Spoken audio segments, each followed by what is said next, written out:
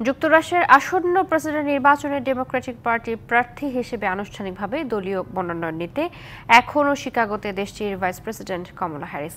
শিকাগোতে 4 দিন চলবে Democratic national convention. এদিকে সেখানে ফিলিস্তিনপন্থী বিক্ষোভকারীরা সমাবেশ করায় কঠোর নিরাপত্তা নিয়েছে প্রশাসন।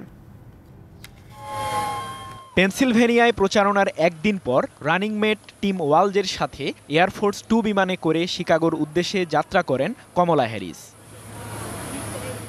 5 নভেম্বরের নির্বাচনে ডেমোক্রেটিক পার্টির প্রার্থী হতে চূড়ান্ত মনোনয়ন পেতে সোমবার থেকে শিকাগোতে অনুষ্ঠিত হতে যাওয়া ডেমোক্রেটিক ন্যাশনাল কনভেনশনে যোগ দেবেন যুক্তরাষ্ট্রের বর্তমান ভাইস প্রেসিডেন্ট কমলা হ্যারিস।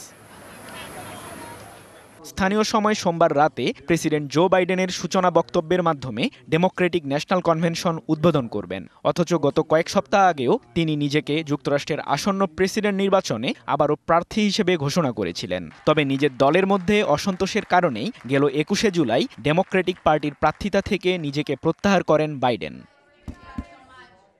রবিবার পেনসিলভেনিয়া অঙ্গরাজ্যে নিজের নির্বাচনী প্রচারণায় প্রতিপক্ষ ডোনাল্ড ট্রাম্পকে উদ্দেশ্য করে কমলা বলেন, যে ব্যক্তি অন্য লোককে মারতে চায় সে কাপুরুষ।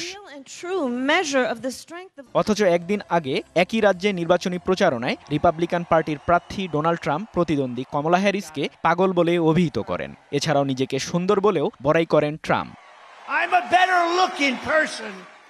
যুক্তরাষ্ট্রের প্রেসিডেন্ট নির্বাচনে পেনসিলভেনিয়া অঙ্গরাজ্যটি অত্যন্ত গুরুত্বপূর্ণ। এই রাজ্যে 2016 সালের নির্বাচনে বিপুল ভোটে জয়লাভ করেছিলেন ট্রাম্প। অন্যদিকে 2020 সালের নির্বাচনে রাজ্যটিতে জয় পান ডেমোক্রেটিক পার্টির প্রার্থী জো বাইডেন।